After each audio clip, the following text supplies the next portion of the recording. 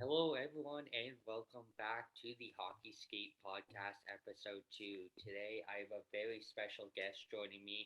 You can see him in rinks all over Canada, honestly, and Ontario, taking photos. He does digital content and photography for the Barrie Colts of the OHL, a story editor for TSN, among other things, and does a lot of coverage for Ryerson University. Please welcome to the podcast, Josh Kim. Thanks for having me, Sam. Appreciate it.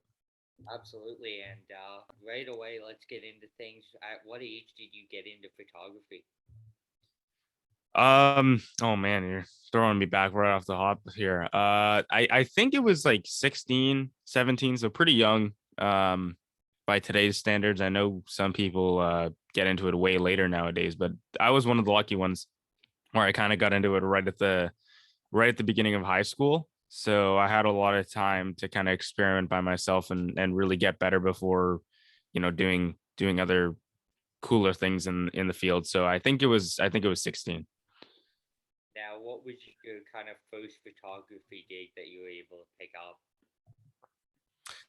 The first one, and this was like kind of the most significant one because this kind of set the table for everything else that came down the line.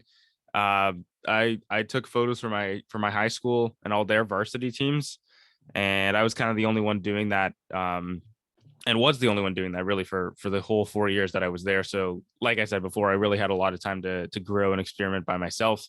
Um, high school sports aren't the most glamorous thing in the world, but I loved it and I loved every second of it really, just because it gave me a chance to get to talk to new people and really improve by my own standards over the course of those 4 years, and I was fortunate enough to have those chances and really an unlimited range of chances to really get better by myself. So I my first gig was high school sports for sure, and that really set the table for everything else and really where I am today.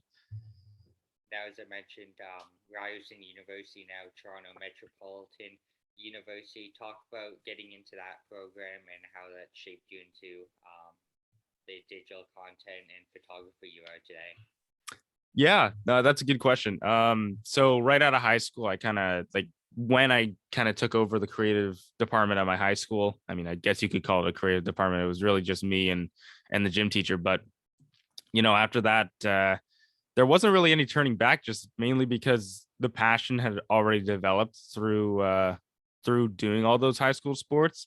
So obviously, I wanted to carry that torch forward into post secondary school, and there aren't a lot of programs in Canada, especially that specialize in that, and sport media at TMU now um, was one of the only places to do that, and obviously their reputation speaks for itself. So I had my eyes kind of set on that program, like kind of halfway through grade 10, after the passion had developed from when I first started high school sports. So through that, it was a pretty easy decision to kind of go in that direction. I might have surprised some people with it. I had never even heard of sport media before, doing research about it, and I wasn't even considering it before. I found some other programs that looked interesting, but after, kind of mulling it over and coming to that decision, it was actually pretty easy. A bit of a stressful time, kind of waiting for my application to come back. I didn't know if I was actually going to get in or not, but it worked out. And honestly, the first thing I did after I got in was shoot my now boss an email and say, I'd been doing this for 4 years in high school, like would love to join the athletic department there, and really the rest is history. I mean, it's kind of a very efficient chain reaction that happened. It went from high school to university sport pretty quickly, just because I also went from high school to university. So I really caught on to the whole digital content thing with the in the school environment, especially right when I started school. So like right when I started high school, I was doing high school stuff, and right when I started university, I was doing university stuff. So in that sense, it was actually it's pretty easy to see kind of the transition from one place to another. So that's kind of how that all came together, and really the high school experiences were just the foundation to whatever now is, or whatever you can call now. I mean, I've had a lot more freedom in university to pursue other things, and that's led me to do a lot of different things and work with a lot of really cool organizations and a lot of really cool athletes. So, across the board, like it's just the freedom has been a little higher in the university atmosphere. So I've just been able to kind of pursue a lot of different things and really hone that because that's like the only thing that I'm focusing on. I really don't have to worry about anything else. So yeah, I mean that's led me to a lot of my work, and I'm sure you probably have some questions about that later that I'd be happy to answer. Absolutely. Now, at what point, either in high school or maybe at the start of university, did you realize that, hey, I can actually really do this and this could become an actual profession for me? Yeah, that's another good question, and one that I actually don't get asked too often. I wouldn't say there was a specific moment that kind of the switch flipped and I realized that this could actually be a legit thing over like all over the course of all events that I've done and all the games that I've done. I always I always kind of thought that that was I always kind of had that realization that that was going to be the profession. That's changed a bit now just because my passions have changed. There's some more things that I'd want to do with my career other than just photography. I know that sounds crazy to people who just know me for that, but there are other things out there that I want to do, and photography is just one of those things that I want to keep up. And digital content in general is just one of those things that I want to keep going. So if I had to like draw back to a specific moment, it might actually be my first game with TMU and getting hired on for my first year, just because that was like my first full-time gig in the industry. I mean, before, like I said, I was doing high school sports. Before that, I had worked in the ECHL. That was great. I had worked in the OHL for about 2 seconds. Had a couple games there. That was my first taste of OHL action as well. Um, so when I was brought on by TMU in my first year, it was my first full time gig. I was so used to doing freelance stuff for the past like 4 or 5 years, and now getting the chance to do that full time, or at least getting paid full time. That I guess is like the moment that would be like the realization that I had. But really, I had that realization going across the board because I wouldn't have done it regardless if I didn't think I could make it work. And luck, I've been one of the very fortunate ones that have made it work. So yeah, I really can't pinpoint a specific realization, but it's been a really good time. Now, take us through the first event you did with TMU and what were the nerves kind of like being that it was a university game? Yeah, I mean, actually, the first event that I covered for TMU wasn't a game; it was a practice because we were still in COVID times, and I mean, we still are, but they were a lot stricter back then. And actually, I think we were still in lockdown. But yeah, the men's basketball team was practicing, and honestly, I can say there weren't like a ton of nerves because I knew that I wanted to do that, and I knew that I belonged there. It also helped that it was a practice because obviously game would be an entirely different scenario. But I got to hand it to the staff at on the men's basketball team. They really, I had players come up to me and coaches come up to me and all that stuff, and really it helped that they were just really welcoming. That actually really helped me kind of settle the nerves down. There weren't that many nerves to begin with, a lot less than I actually thought. Um, just because I'd covered so many events before, so it really wasn't any different than what I had done previously. It was just something new in a new environment. So honestly, there weren't that many nerves, but it was definitely a cool experience because they turned Maple Leaf Gardens into a basketball court and they were practicing there. So that was pretty cool to get to be able to do that that early.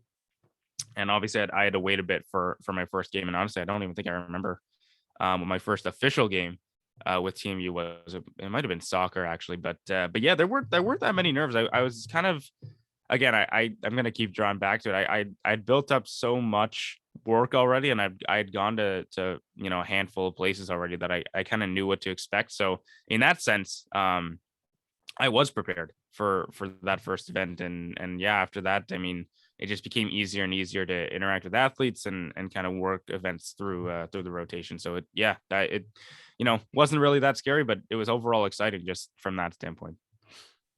Now we'll get into all the OHL stuff in a bit here. Sticking with TMU, just talk about all the sports you've been able to cover and some of the opportunities you've been able to have with that university. I know you were covering some national championships with a few teams and stuff. Yeah, so TMU honestly is very similar to my high school experience, like shooting a lot of different sports, getting to interact with a lot of different athletes. Obviously, TMU across the board is more professional just because it is a university, and honestly, I think it's known for having some of the nicest facilities in the OUA and having some of the best creative resources in the OUA. I mean, I work with some truly amazing people. A lot of them have graduated actually because we just finished the season a couple months ago, but I have to tell you, TMU has the best, hands down, content department in all of Ontario athletics, and that's not even close. Like I know U of T has a really good one, and maybe some other schools out there have some really good ones, but TMU, like full stop, has the best content team, and there's a reason for that. Is because the programs are dedicated to those creative resources. So I had the pleasure of working with a lot of amazing creative people over the course of my 2 years so far in the program and my 2 years with the athletic department. It has been phenomenal to just have the opportunity to work with those people. And now getting into the sports, I mean, getting a good range and a good and some good diversity out there has been great. That's also been a really good foundation because obviously, um, I can go off and do hockey or do basketball or do soccer whenever I want. But having the foundation of shooting volleyball and shooting hockey, basketball, soccer with the school just gives me a really good range on what sports I can cover and which sports I don't have that much experience covering. So that has been the one thing that's really stood out to me. Like they just run themselves in such a professional and creative way that it really sets you up for the opportunities and the things that you're going to pursue outside of the athletic department. Is a great job to have, and having the range and having the opportunity to cover different events and even do media days and different creative projects within the athletic department, like that,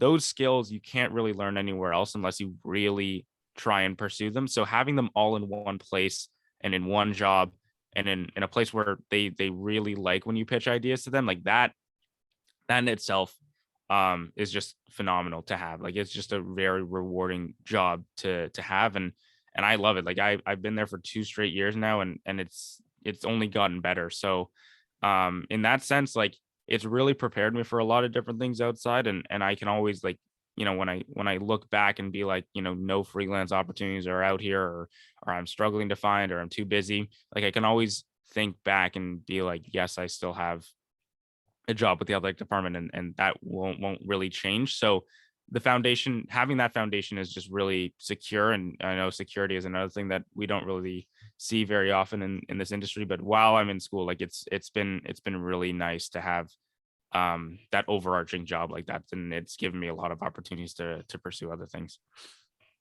Now, during your time at the university, have you ever had a crazy day where you've had to shoot multiple sports in one day?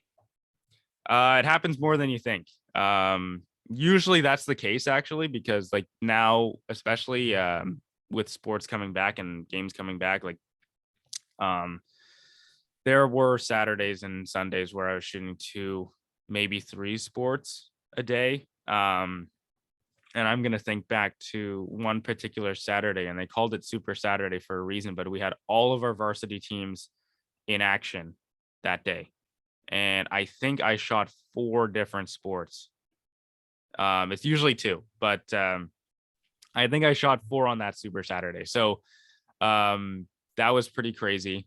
And obviously, like I said, with the return of varsity sports, like the scheduling was just crazy. It was every week, multiple days a week. It was a lot, but that's part of the fun. Like I know the creative team and I loved it and loved every second of it. So shooting four sports in a day, yeah, it can get exhausting, and yeah, I don't think people understand how much work actually goes into behind the scenes. But I've shot multiple sports a day, multiple teams a day, a lot of times before, and there are times where I'm shooting a TMU game and then I'm off to Barrie for a game there or something.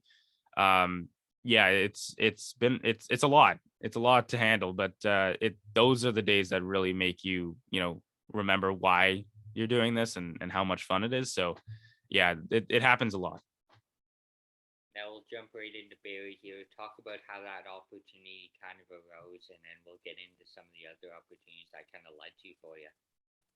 Yeah, for sure. I will say right off the top that I really, I've loved my time in Barrie. I was there for the whole year, and I loved every second of it. Um, Colin Jennings is my boss, and he's been great. He's been very accommodating to me. I mean, I'm not even based in Barrie, but he's been very accommodating. And he's been a great person to work with, creatively speaking, over the course of the year. And he's just done everything he can to make my job easier. And obviously, his job isn't easy either. So, both of our jobs are pretty tough and demanding. So, he's just been great in making that all come together. Um, the origin story behind that is actually pretty simple when you think about it from an opportunity and availability standpoint. I mean, I'm based in Etobicoke, which is great because it's really close to Toronto and really close to a lot of different cities. So, um, you know, before the hockey season started, I knew I wanted to get back into the OHL. So, you know, if I'm painting a picture here, the OHL is coming out of the pandemic where they had their season canceled, and the year before the pandemic, so right when it got cut off, I had shot like 3 games for the Steelheads, just freelance, just doing it for fun. So I got a little taste of what OHL action is like, and as a big hockey fan myself, and as a big junior hockey fan, like I went to Steelheads games when I was a kid, so that in itself was really surreal to be able to do that back in 2020. So when the season got cut off, I kind of forgot about it because hockey sports weren't coming back anytime soon, and there obviously weren't any opportunities to do anything. So when the OHL finally did come back or announced that they were coming back, I knew I wanted to get back out there. Um, I knew Mississauga didn't have any, full time or at least paid or somewhat paid opportunities because I'd done it as a freelancer and they, kind of already painted the picture for me. So I understood that that was totally fine. So with that knowledge, it kind of limited my options into the teams I could reach out to afterwards. So I reached out to Hamilton, Guelph, Oshawa, Kitchener, Barrie, and I think there was one more in there. No, I think that's it because Mississauga is the sixth. Anyway, so I reached out to those 5 teams. Um, Obviously, I had to, think about this long and hard because some of those teams are not that close to my house, but that was kind of like the radius that I drew, hypothetically on a map where I'm like, I could make this work for a season or two if I wanted to. So obviously, I will say Barry was not my first choice. I actually think it was one of my last choices to join because again, it's not close. It's not necessarily far, but it's not close. Um, and so I kind of just sat and waited, and to be honest with you, I wasn't really expecting what happened next, but none of the teams got back to me except for Barry. So Colin actually answered my email pretty quickly too, I think.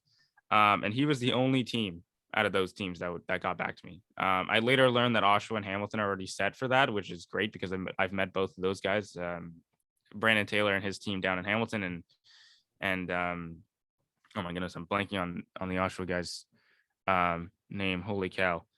He does a phenomenal job, and he has a team by himself out there in Oshawa, and they've been doing it for years. So I'm not like I wasn't hurt, but I was just kind of surprised that no junior team in Ontario would get back to me with at least an answer or at least a no. But no, so nobody did, but it's really all good because it worked out for the best. But Colin got back to me, and that's kind of where it started. Like we had a couple conversations and we kind of talked about what the year would look like and all that stuff. So that's kind of how it all came together. Like it sounds bad because I was forced into kind of like my least desirable option, but really I can't tell you enough how lucky I am that no other team answered me because I honestly don't think I would have had such an amazing experience outside of Barrie because it was just, I had the chance to kind of like start everything from scratch alongside Colin, alongside the designers that I brought in. And really that is kind of like the whole how that goes. Like you really never know how an experience is going to go until you join. And I had the absolute pleasure of joining Colin there, and that is kind of how it all came together, and the rest is kind of history. Like I was there for the whole year and I had a phenomenal time. Like we did some really really cool things, and I got to see some really cool things as well. So, and obviously the athletes, I got to talk to a lot of really interesting people, and as a big junior hockey fan myself, like that is the dream. That is the dream, and that's what you want to do in that creative space. So having that opportunity and having the willingness from another like PR manager or just representative to have that trust in you and to be able to do that all those things creatively, um that is the dream, and I really can't stress that enough, and how enjoyable that experiences was. And on that note, I just remember the guy in Oshawa's name, Ian Goodall, and his team in Oshawa, and of course Brandon Taylor and his team in Hamilton are just some of the best in the league. So Now, what's your favorite rink that you were able to travel to this year to get photos in? that's a great question too. And I get this a lot because, like you said, I'm at a lot of different rinks all the time, even in the summer.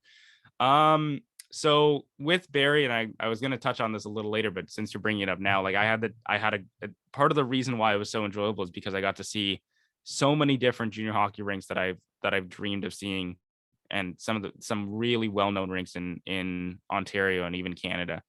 Um, so obviously there are some really good ones on there, and I've been to a fair share of rinks just from traveling with the team. And I keep track because I always like I've been losing it. Like I never really remember what rinks I go to until I look back at the photos. So um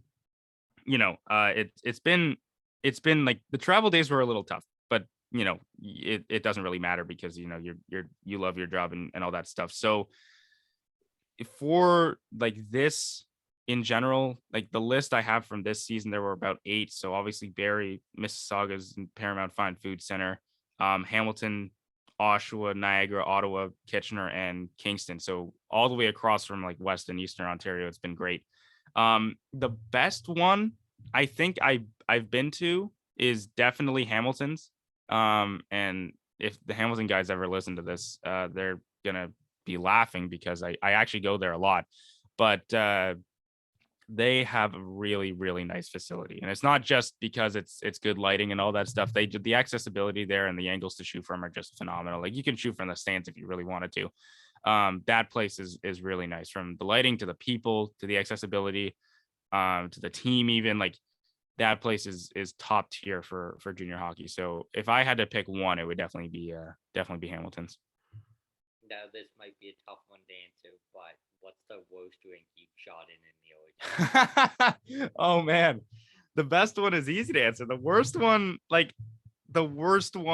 is tough because there are some bad ones out there. And if we're just sticking to junior hockey, like, and keep in mind, I have not gone out to like any of the northern communities, and I've heard their rinks are like iffy when it comes to lighting. But like in where I've been this year, and that's maybe like a third of the rinks in the league, out of those crop, because actually I will tell you, none of those rinks on that list are actually bad. And I actually want to preface, before I answer, I want to preface it by saying like none of those rinks are actually bad in any sense. Like they're all actually pretty good. Like I was all genuinely surprised on how good they were. Like Oshawa's is another really good one. Um, but if I had to go for the worst one, for a wide range of reasons, not just like, this isn't hate on any franchise or anything, but like Mississauga's is not. I wouldn't want to shoot there routinely, and maybe it's because the Steelheads eliminated the Colts for the playoffs, and maybe I don't really like that building just because of that. But in a perfect world, like the lighting's a little off. The photo holes are great, but the lighting's a little off in that building, and it just that just complicates things a little more. So, and all the other rinks I've been to, the lighting is actually decent. So again, not a bad rink by any standard, but on that list, it would probably be at the bottom. Yeah, for sure. And in terms from my standpoint, I've shot Barrie, Mississauga, and did a couple things up in North Bay a couple years ago, and that wasn't too bad. As you kind of mentioned, then the northern rinks you kind of hear iffy.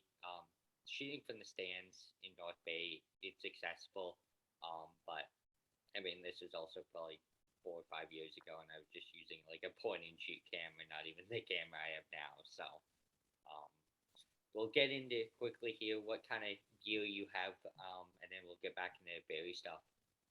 Yeah, for sure. I mean, I always tell people whenever they ask me this, that gear is like not the most important thing. And I think people talk about it and stress about it too much. Like it's really not a big deal what type of camera, what type of setup you have. Obviously when you get to the higher ranks, you want to have nicer equipment. And I think that comes with time. But like genuinely, generally speaking, like you kind of know when you need new equipment and you kind of know when you've kind of graduated from whatever gear you have now. So just keep that in mind for any creatives listening now. Gear really doesn't matter. I started out with a Canon Rebel T6i. I still have it and I still use it sometimes. So it's really not that big of a deal. But to answer your question, like now I shoot with two Canon 7D Mark II, so they're both the exact same.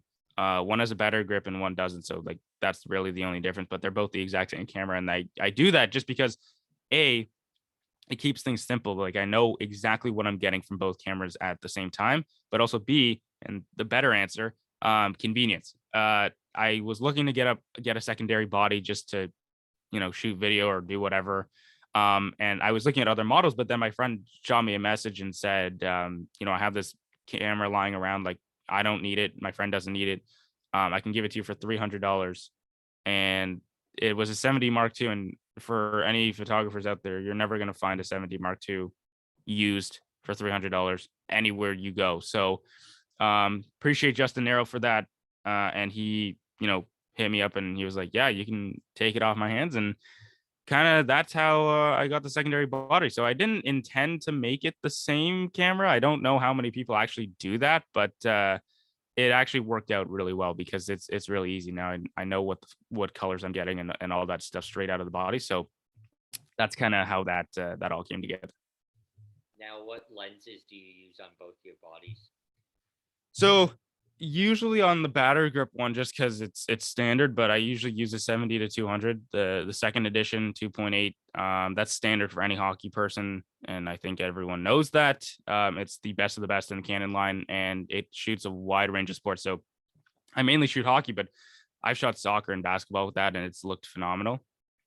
So the 70 to 200, definitely if you don't have it, and definitely if you want to take this seriously, get it. It's a little pricey. I had to bite the bullet in the price department a little bit, but I'm telling you, if you want to take this seriously, like it's definitely worth it. And usually on the other camera, if I'm not shooting video, I usually keep a 16 to 35 2.8 on that just to change things up with a wide angle. I also have a 24 to 105 that I would occasionally put on it just if I'm shooting a different event, but definitely go wide. Like I'm not going telephoto unless it's soccer. So it's usually zoom lens and then a wide angle on the other one just to keep things just to get a variety in there. Honestly, like that's really the main reason why I do that, and it's worked out so far. So I also shoot video on that. Sometimes I'll do a shotgun mic on the top and shoot video with one of those L series lenses that I have, and that will kind of be my job for the day. So it's a bit of both, but it's usually always a wide angle lens. Sometimes it's the 70 to 200. Like I said, when I'm shooting soccer, like I'll put the 1:4 f4 on the one with the battery grip and do 70 to 200 with the other one. So a lot of mixing and matching, and really depends on what event I'm shooting. But those kind of four lenses are the ones that I cycle through the most. Now, getting back into Barry, one opportunity that came up for you was shooting this Capital City Challenge in Ottawa this year. And you can correct me if I'm wrong, but it also led to another opportunity that weekend, I believe, shooting the women's national team. So just take us through that entire experience of that weekend in Ottawa and how that kind of went for you. I'm really glad you asked me about this because I don't get to talk about this opportunity enough and how surreal and how fun it was to do. So the Capital City Challenge, for those of you who don't know, was a Hockey Canada event that was put on that replaced the U18 tournament that is normally featuring a bunch of countries from around the world, and they all really play in the tournament. Obviously, it's a pretty well-known tournament, but instead of that, because of COVID, they put on the Capital City Challenge, which featured three teams of U18 all stars from the CHL. So I got to see a lot of really young, great talent for sure on display. And so the U18s would be the 2023 draft class. So not this year, but the year after. And the fourth team was actually the national women's team. So they were playing in the tournament against U18 guys teams. So yes, it was a little bit of a strange tournament because it was replacing another tournament, and that's kind of why a lot of people were like, "What is this? What am I watching?" kind of thing. But man, was it fun.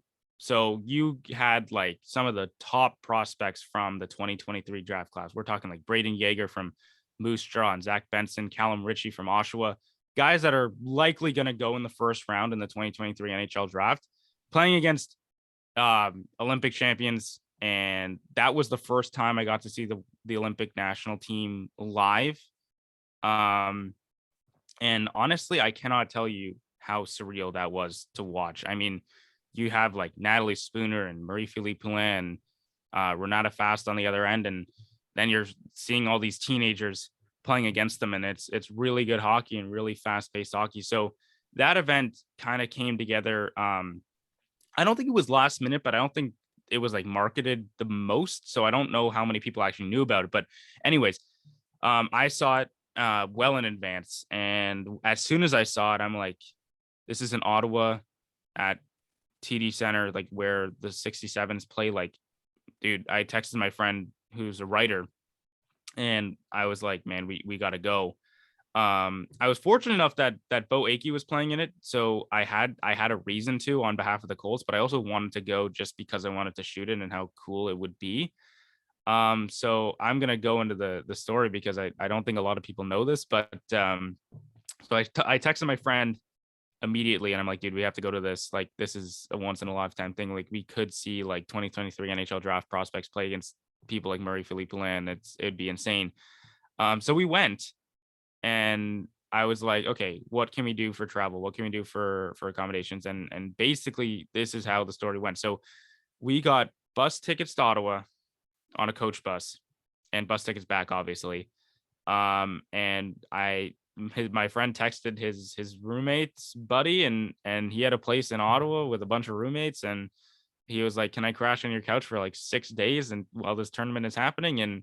And that is exactly how it ended up happening. So we got to Union Station at 7 in the morning the day before the day of the tournament. Took a bus out to Ottawa that was like 4 or 5 hours. Got dropped off. Took the LRT to my buddy's place. It's like snowing, and it's like rain slash snow. So like we're dragging our bags through the streets of Ottawa, and just walking to my friend's apartment. And yeah, we settled there, we crashed there, and honestly, like, it was a lot of we didn't eat the healthiest because it was just back and forth on the rink. So like the standard day was go to the rink at 9 a.m. for morning skate, watch everybody practice, and we'd be the only ones in the rink because that's just how it went with the media coverage. Then we'd watch whatever game. So usually there'd be 2 or 3 games on throughout the day, like the two teams playing each other, and so we get there at 9 a.m. and leave at like 10:30 p.m. and that was it. So we woke up early and had a quick bite to eat, and then came back really late and chilled out for a bit and then went to sleep. So that was my life for 6 days in a row, and I got to go on the ice for the medal ceremonies and everything because it was just me and this other photographer that was just doing that stuff. So that was one of the crazier experiences of my life because that was also in the middle of class. Like I still had to go to class like in throughout that. So I was joining Zooms from the rink and all that, like doing media availability, like while I was in class and all that. So for 6 days, like that was life. Like I didn't like have anything else to worry about. Like I, got to his place okay. And then on the last day, like we went out for dinner, and then packed up and caught the bus and took it home. So it was honestly like from like the accommodations to how quickly the plans came together to the actual event itself, like it was just phenomenal for a young person, like a 19-year-old, to experience that. Like it was just absolutely incredible. And I'll always remember as well, that is the first time that I've seen the national women's team live, and that is also when Marie-Philippe Poulin followed me on Instagram, and she still does. So she's actually the best, like through and through, person, player wise, she's the absolute best. So out of all those things, and you can look on my Instagram now, I got some really incredible moments from that event. So with taking all those things into consideration, like, I really cannot say enough about how well that trip went and how fun it was. And Ottawa was just a great place to go to cover a sporting event for sure. Like, I didn't really expect that, but it's really fun. And over the course of the weekend, like, the 67s were playing, and I got to go to one of their games and met a bunch of their content people as well, people that I've interacted with over Twitter and over Instagram. So, um, full stop, that was like the best, one of the better trips of my life for sure. Now take us through, and I'm sure you've had this feeling. I have as a photographer. You go to a game, you take these images, and you probably think going into that tournament with the national team, these women probably aren't ever going to see these. So take us through the moment you see Marie Philip Plan follow you on Instagram and then start sharing your stuff on her social media. How amazing was that? Yeah, I mean, that is also like, that feeling will never get old, no matter what player it is. And I just went through it this past weekend with TFC, and I think we're gonna get into that a little later. But I mean, man, I've looked up to Marie Philip for basically my whole life, and she's one of my favorite hockey players, if not my favorite hockey player. So, seeing, like, being able to, like, fire off images of her, like, smiling when she's on the ice and her just playing, like, it's incredible. Genuinely incredible feeling to be able to just see that happen up close and see that happen live. Um, when she followed me back, that was crazy. It was right after I posted the like, a deck of her, like, her photos were included in there, and, like, Renata Fast had already reposted it on her story and all that stuff, and Natalie Spooner, same thing, and the goalie, the phenomenal goalie, and Renee Debian was posting about it too. Like, um, it was great. So I already kind of got used to that because I saw other players doing it. So I'm like, yeah, this is really cool. Like, I've looked up to these players my whole life, but when she did it, and she followed me back, I was like, holy crap. Um, I can't remember the exact scenario I was in. I think I was at, oh, no, I do know. I was actually shooting another game. So one of the, like, two of the guys' teams were playing each other, and it was just warm up, and I was just, like, scrolling on my phone and shooting warm up and all that stuff. And I see the notification pop up, and I had to run back up to where the media section was and just, like, tell the people I was there with, like, immediately. I was just like, holy crap, the GOAT just followed me back on Instagram. And, obviously they were really happy. But that is kind of when it happened. And then she DM'd me and said great pictures and all that. She said it twice, actually. Like, she said it, like, once, and then I posted again, and she said it again. And I'm like, that I could retire tomorrow and be really happy. So we had a really good conversation. Like, it was quick, but I really got to see how nice of a person she was to just, like, a stranger. Like, she doesn't know who I am, but yeah, it was surreal to go through that and to have it happen, like, right then and there. It was absolutely surreal. And really, like, she still follows me back, which is, I guess, really cool because she hasn't unfollowed, and that event was, like, months ago. So it was pretty crazy when all that went down. Now take us through the rest of the OHL season, some of the other opportunities you were able to get through your opportunity with the Colts there. Yeah, and, like, this goes back to, like, how open and how amazing Colin was in like, making those things happen. Like, obviously I had to reach out to people and kind of make it work for myself, but he really put me in a really good spot with the league, and the league took notice of the work that he and I were doing in Barrie, when, like, over the course of the year, because, like I said, I had to start that from scratch. So, when the league caught notice, and, like, the communications people in the league know who we were, like, it was relatively easy to carry that forward and go to different events. So obviously I had the pleasure of going to a bunch of games with the Colts, and, having access to players and for feature stories and all that stuff. But in terms of the league, I guess the two highlights for sure, because, like, these are the only two that I can really, like, think of, and these two definitely stand out. Top Prospects was one, and the OHL Finals was another that actually was pretty recent. Top Prospects was surreal just because, like, every top prospect was there. Like, it was crazy. Actually, you know what? I'm going to save the best for last. I'm going to talk about OHL Finals first, because I want to talk about Top Prospects just to close off this answer to your question. But OHL Finals was just last week in Hamilton that I was, again, lucky enough that Hamilton made it all the way there, and Hamilton's actually pretty close to my house.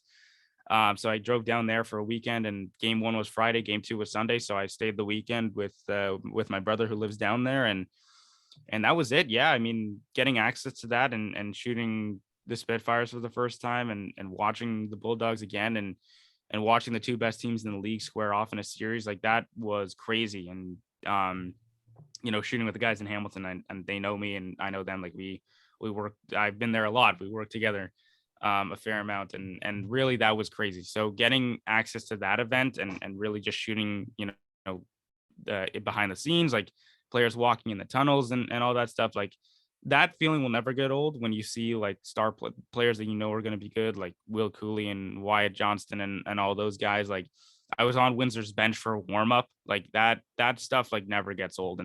And really, if I wasn't with Barry, I don't think the league would know who I am to allow me to do that stuff. So that's one of those things that really, like, comes to mind when I think about league opportunities and stuff that I've done on just because I've been with Barry. And another one was Top Prospects. Like that was probably the highlight of the year, aside from the Ottawa trip. Like that was the highlight of the year for sure. Like Hunter Haight was there, and I got to interview him like one-on-one, just like after the game.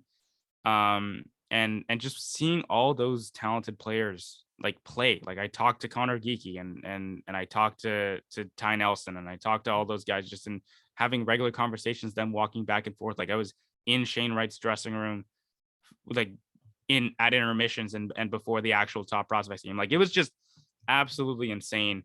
Like and obviously there was a lot of media presence there, but like the shots that came out of that, and you saw them on my Instagram, like they were just incredible. Just behind the scenes access of things that you never would see if you're a regular hockey fan. So shooting that game and shooting the events before and after and the testing and all that stuff, like that was insane. And again, I don't think I ever would have got there if it weren't for Barry and me being associated with a team. So um and that actually led to the TSN thing. If we're throwing that story in, like we might as well make it come full circle. Like I never, like I said, I wasn't expecting to cover the event, but when it came across my calendar, I was like, this could actually happen. So I talked to Colin, and he was like, yeah, I'm headed out, and we should definitely make this work if we can. And it was the middle of a week, so it was a little tough again. The school's still happening, and there's a separate story alongside with that.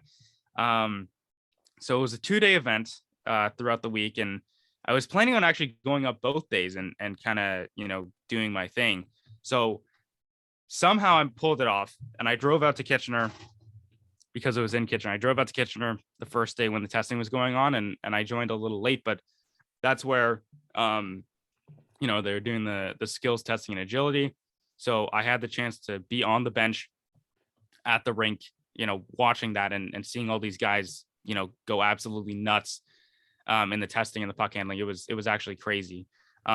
And the story out of that on that first day is where the bar down guys, so Corwin and Sam and Jesse were there as well, doing their own like social media video thing and having players come up to them and talk and all that stuff. So that was really cool. And then, so that's where I met those guys for the first time in person. And actually Corwin and Sam already followed me on Instagram. So they kind of already knew who I was before that. And so, attaching a face to a social media page is always a good thing because the familiarity is already there. So, and that's where Corwin told me that he had passed my name along to people in the TSN office, and that there might be an opportunity waiting for me further down the road. And obviously you're probably gonna ask me about that later, which I appreciate.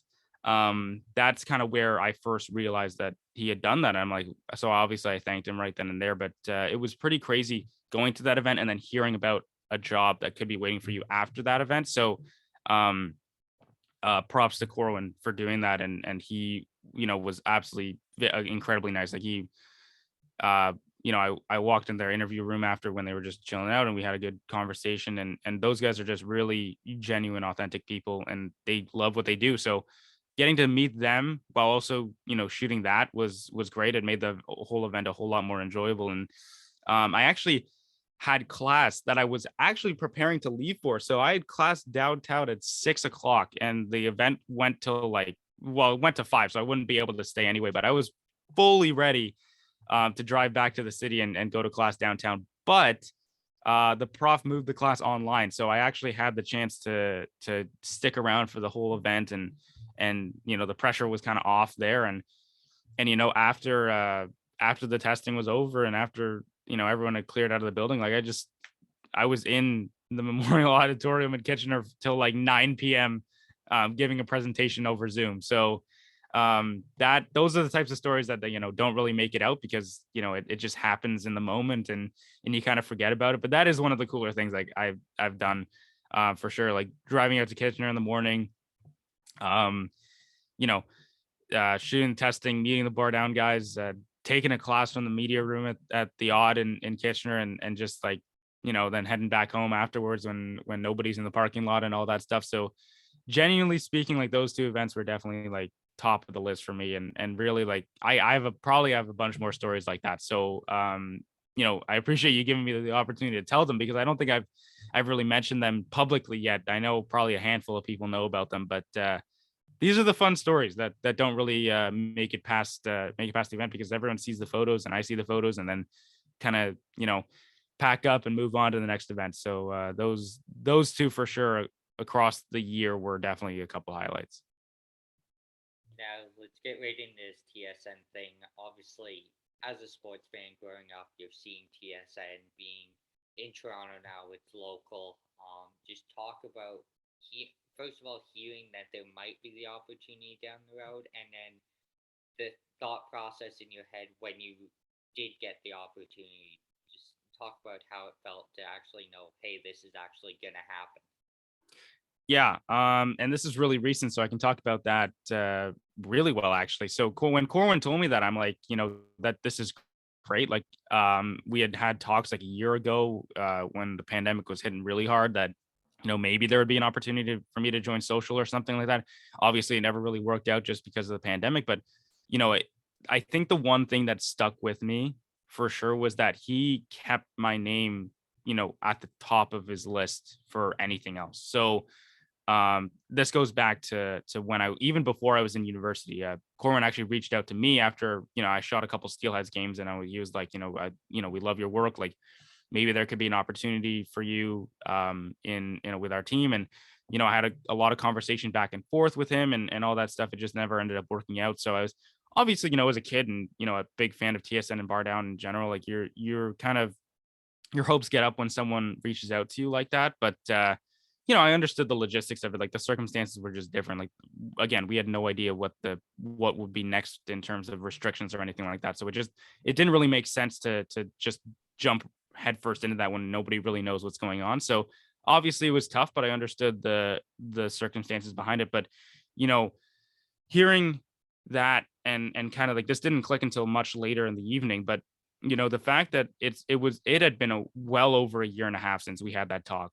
Like it was crazy the fact that like he followed me on Instagram, but I really didn't think much of it. Like it was kind of just like, yeah, check in when you check in, but like, I can't make any promises or whatever. But the fact that he had the wherewithal to keep my name at the top of his list or whatever hypothetical list you want to say, that really stuck out to me, and I was really touched by that because like it'd be so easy for someone in his position to be like, we talked to this guy, he's ambitious, he does cool things, but I'm not going to really give him a shot just because the pandemic is complicated and we don't really know what's going on. And I would understand that too. Like if they forgot about who I was right off the bat, like I would have been like totally fine with that because I would have understood. I probably would have done the same if I was in their shoes. But to hear that he had passed my name along to the highlight managers, so the people that run the highlights for Sports Center, um, I was really touched. Like you don't see that every now and then. Like that's just a move of genuine kindness because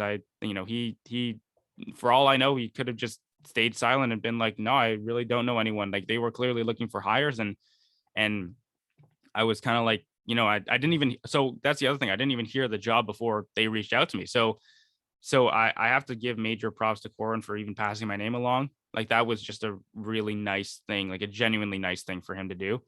And a couple weeks later, Scott Hart, who's one of the highlight managers at TSN, reached out and he's like, we're hiring story editors for Sports Center. I mean, Corin and his boss passed along your name, and can I give you a call? And, a couple back and forth conversations with him. And we called for like 50 minutes, an hour. And, I had to send him a couple details like my resume and stuff. And really that is kind of how that all came together. So, um, it actually, I learned later that it actually ended up being a job posting. So this was actually an internship posting, well, job slash internship. It's paid, so it's a job.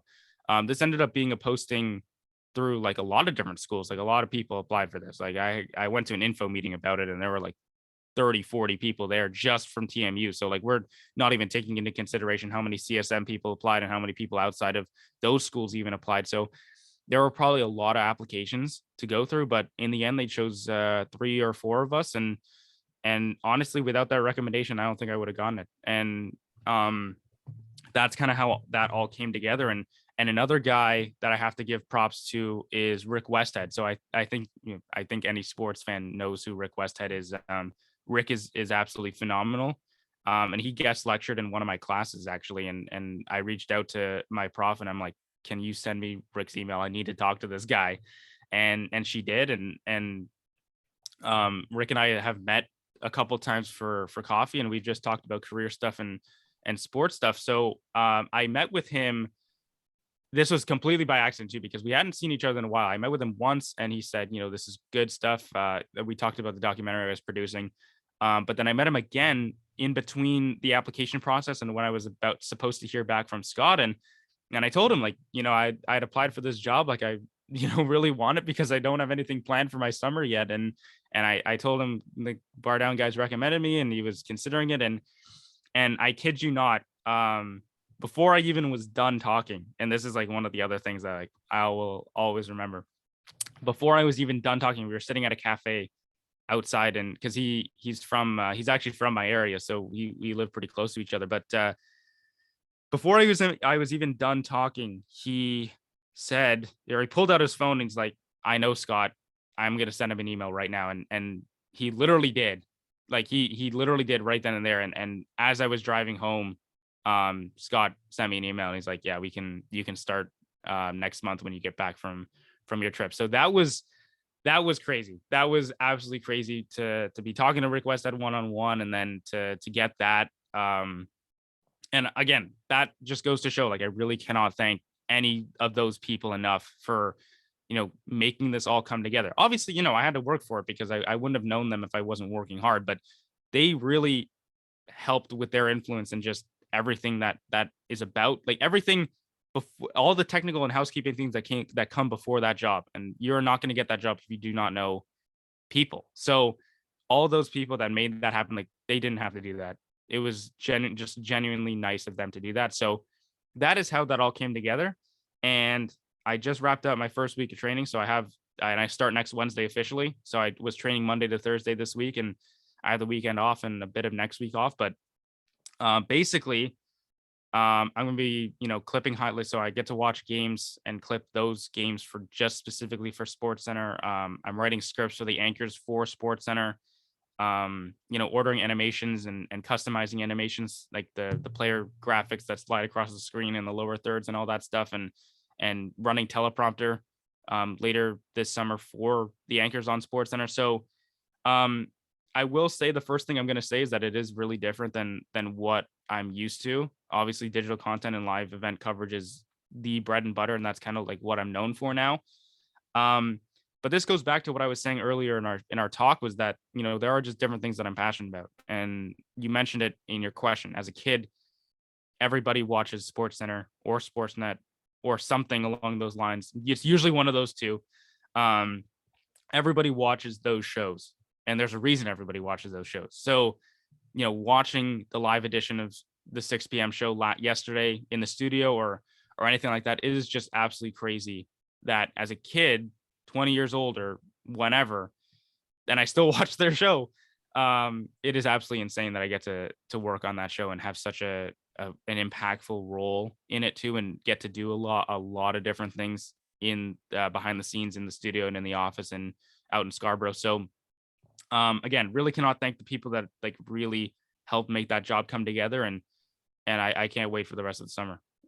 That's gonna be my job. And honestly, they're still giving me the opportunity to pursue other things and do freelance opportunities and request days off to do freelance opportunities. Like I'm gonna get into this later. I have some events coming up that I'm going to already, and I've already requested the days off. So again, it goes back to how genuinely nice people are in the industry, and how things end up coming full circle a lot faster than you might think. And it of course goes back to having the security of a full-time job like waiting for you, as the summer goes on and all that stuff. So it's been an incredible experience so far, only 4 days in, but the stories that helped all that come together, like those are the things that you live for as a person working in the industry. And I, again, really cannot thank those people enough. Now, obviously, as a huge sports fan, obviously this job probably still seems like it's a dream that you haven't woken up from yet. And this situation probably hasn't happened to you yet, but I know as kids growing up watching TSN, you've got Jay Onright and Dan O'Toole as your who you wake up to in the morning watching on Sports Center. Obviously, Dan's not there anymore, but how surreal will it be being in that newsroom, seeing Jay do that show, knowing that's who you grew up watching on Sports Center every morning? Yeah, then that's really, you said it perfectly. Like it is surreal to watch those people that you've grown up watching do those things. And you know what, we were watching the beginning of That's Hockey with Gino Retta and Craig Button yesterday, and I grew up watching that show too. So it is surreal watching all those people like make those things happen. But at the same time, and I'm trying to find the right words for this, but at the same time, like it's not surreal in the sense that you deserve to be there. And I know when you first enter the building, it's crazy, and you see the newsroom in the studio, and you're all like, "Oh my god, this is absolutely insane." But really, for me, and maybe this might just be me, it is surreal, and I do like take that into consideration right away. But after that, like it's really not that surreal, because you think about it like you're their colleague now. They know who you are, they know your name, and they know your job. So from that standpoint, you just treat it like a regular workspace. Now, they have a lot of fun over there, and the work environment seems like an incredible place to work. But thinking about it like they're just your colleague is really like the ultimate goal. And it is really crazy like when you first get to the building and you're like, holy moly, I've driven past this building so many times, and I've dreamed of finally getting here, and now it's actually happening. That is crazy. But at the same time, like it settles in, and when you think about Gino and all those bar down guys as just your colleagues, and they include you on conversations, they say hi to you every morning. That makes it seem a lot more realistic. And then you think back to the fact that you deserve to be here, and that's kind of like the end goal, or not the end goal, but like that's been your goal, and now it's actually happening. So you just become really, really appreciative for it. And really that's that's all there is to that. Now we'll get into a little digital video you made with one player on the Rams women's hockey team. Just talk about that story and how that came to be. Yeah, I'm glad you asked about that, because that's definitely one of the projects I've been the most proud of in my career as a digital content creator, and working. And this goes back to just interacting with athletes in general. So um I don't shoot video a lot, and I don't direct a lot. I do a lot of photo and writing content, as a lot of people probably know. But that was my first hand at directing and shooting that type of thing. So um I had a class, and we had to produce a show for that class about Indigenous athletes, and obviously me thinking back to how I could make this better than it is usually. I thought about, why don't we just bag it and go for a full length feature and air it during the show. And my group was really supportive, and I got to hand it to them. They were really encouraging. So I kind of took off, let them handle the actual technical production side of things. And I'm like, I'm just going to focus on this for 4 weeks and do it. So luckily enough, I don't know how I knew this, but Sage Catchaway is a girl on the women's hockey team, and I really can't say enough great things about Sage. She is just a phenomenal person through and through. She is great. And she was really welcoming the idea to do a feature on her story and her journey from Winnipeg. She grew up in Manitoba, um, and she came to TMU to do business and play hockey. And that's just a really great story.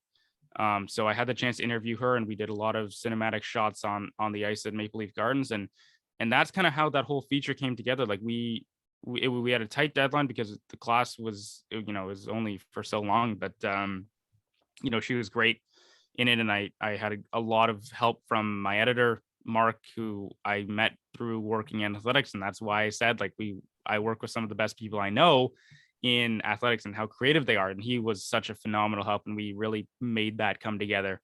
Um, that was just a crazy experience, and even getting to skate on Maple Leaf Gardens to film something for like an hour was incredible. Just getting to interview someone in the stands of Maple Leaf Gardens for an hour was incredible. Like, all those things you never really dream of doing until you realize that they're actually possible and the opportunity arises, and then you do it.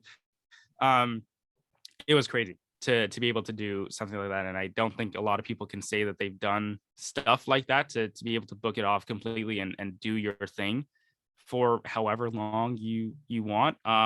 It's absolutely insane. So that story kind of came together just on an ambitious idea by me, and I wanted to take charge on it, and I wanted to see it come to fruition, and to hear the positive thoughts from people at TSN, Rick Westhead, especially from people in the TMU community, and people in my class. Like, I honestly, like, just hearing people clap, and like as much as they did was phenomenal, and to hear that Sage's parents loved it and all that stuff. Those things are the things that you live for when you do creative projects like that, and that is kind of like why we did it, because it's a story that needed to be said. Like, she's gone through a lot as an Indigenous athlete, moving from community to community, and here. So it was a lot, and we had to think about the right way to tell it. But overall, like, it was just an incredible time. We had a lot of fun with it, and obviously to hear the reaction, it was great. So I guess the main takeaway I can tell people just from that experience and shooting that and directing it is that, like, you can think of, this is going to sound so cliche too, but you can think about doing an idea and having a creative idea, but, like, I don't think people understand how easy or not how easy it is, but like how close they are to making it happen. Like, you obviously still have to work hard to make it happen, but, like, I think people think of really creative ideas on the daily basis. Like, they have some great ideas. People, like, they want to shoot a documentary, they want to do lifestyle video, all that. But then nobody really does it because the work is there and it's tough. But I don't think people realize how close they are to actually making it happen before it comes to fruition. So that's kind of like the takeaway I have from that, is that I thought of the idea. Yes, it was going to take a lot of work, and yes, it turned out way better than I thought. But, like, I didn't really stop because I realized the hard work was there. I realized how close we were to making this happen. I realized how we had the time to do it, and we did it. So that's kind of like the main takeaway I have, and kind of like the major lesson that I would tell other people, is that, like, you have no idea how close you are until you actually do it. So that's kind of like, it was just a very rewarding experience for Mark and I across the board overall. Absolutely. Well, on behalf of the listeners, Josh, I want to thank you for hopping on here today. I know we could go on for hours about all this stuff, and we'll definitely have you on down the road, because I'm sure you'll have lots of opportunities at TSN this summer going into next season. So thanks a lot, buddy, for coming on here today, and talk to you down the road for sure.